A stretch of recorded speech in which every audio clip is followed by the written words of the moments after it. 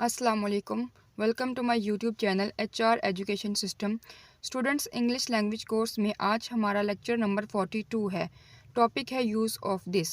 Students, previous lecture में हमने it का इस्तेमाल सीखा था। आज के लेक्चर में हम लोग दिस का इस्तेमाल सीखेंगे, ठीक है। लेक्चर स्टार्ट करने से पहले मेरी आप लोगों से रिक्वेस्ट है कि प्लीज़ मेरे चैनल को सब्सक्राइब करें, बेल आइकन का बटन ज़रूर दबाएं ताकि हर आने वाली वीडियो का नोटिफिकेशन आप लोगों को मिल सके। एंड वीडियो को लाइक करें एंड शेयर करें। एंड चलें स्टार्ट करते हैं आज का लेक्चर।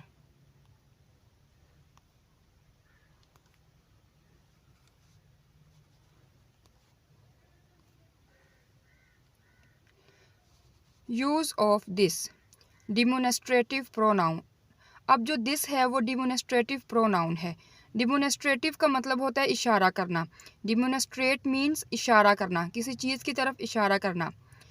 तो जो दिस वर्ड है वो एक डिमोनेस्ट्रेटिव प्रोनाउन है। डिमोनेस्ट्रेटिव प्रोनाउन जो कि इशारा करने के लिए यूज़ किया जाता है। Which things are physically exist in the front of us. अब जो चीज़ें हमारे पास, हमारे सामने जिस्मानी तौर पर मौजूद होती हैं। अब डिमोनेस्ट्रेटिव प्रोनाउन इसलिए कहा गया है दिस को कि इशारा करने के लिए, मीन्स दैट जो चीज़ हमारे सामने मौजूद है, जो चीज़ हमारे पास फिज़िकली मौजूद है, उसकी तरफ इशारा करने के लिए दिस का इस्तेमाल किया जाता है। दिस का इस्तेमाल किसके लिए किया जाता है कि जो चीज़ जिस्मानी तौर पर हमारे सामने मौजूद है, जैसा कि pen, book, chair, means that कोई भी चीज़ जो कि हमारे सामने फ़िज़िकली मौजूद है। जैसा कि दिस इज़ माई पेन, ये मेरा पेन है। तो दिस क्या है, हम लोग इशारा कर रहे हैं पेन की तरफ। दिस इज़ माई पेन, ये मेरा पेन है। हम लोग पेन की तरफ इशारा कर रहे हैं कि ये मेरा पेन है। तो स्टूडेंट्स, दिस का वर्ड डिमोनेस्ट्रेटिव प्रोनाउन है और ऐसी चीज़ों के लिए यूज़ किया जाता है कि जो कि फ़िज़िकली हमारे सामने मौजूद हों। क्या हो, फिज़िकली हमारे सामने मौजूद हो। हम उसे चीज़ को तरफ इशारा करके कहें कि ये चीज़ हमारी है, ठीक है।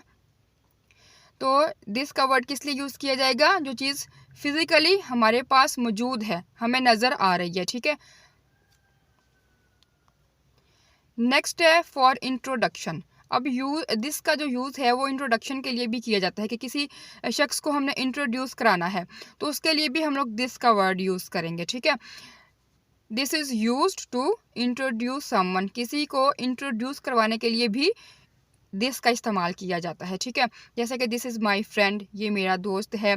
दिस इज़ माई कज़न, ये मेरा कज़न है, इस तरह से। तो स्टूडेंट्स, जो दिस का वर्ड है, अगर हम लोग ये भी कह सकते हैं कि she is my friend, she is my cousin, but अगर हमारे पास वो मौजूद है, हमारे सामने है, तो हम लोग दिस का वर्ड यूज़ करेंगे, ठीक है। हम लोग उसको इंट्रोड्यूस करवाने के लिए दिस का वर्ड यूज़ करेंगे। हम लोग शी या ही यूज़ नहीं करेंगे, हम लोग दिस का वर्ड यूज़ करेंगे। क्या कहेंगे, दिस इज़ माई फ्रेंड या फिर दिस इज़ माई कज़न। अब देखें, जो दिस का यूज़ है फॉर इंट्रोडक्शन भी किया जाता है, ठीक है। आई होप आप लोगों को दिस का जो कॉन्सेप्ट है वो अच्छे से समझ में आ गया होगा कि दिस का जो मीनिंग क्या है, दिस को कैसे यूज़ किया जाता है, ठीक है। दिस को एक तो इंट्रोडक्शन के तौर पे यूज़ किया जाता है, एंड सेकेंडली जो दिस है वो मैंने आप लोगों को बताया कि एक डिमोनेस्ट्रेटिव प्रोनाउन है, जो कि जो चीज़ हमारे पास मौजूद हो उसकी तरफ इशारा करने के लिए, उसको बताने के लिए यूज़ किया जाता है, ठीक है। आई होप आप लोगों को आज का लेक्चर अच्छे से समझ में आ गया होगा। एंड प्लीज़ वीडियो को स्टार्ट से एंड तक देखा करिए ताकि आपको हर बात की अच्छे से समझ में आए।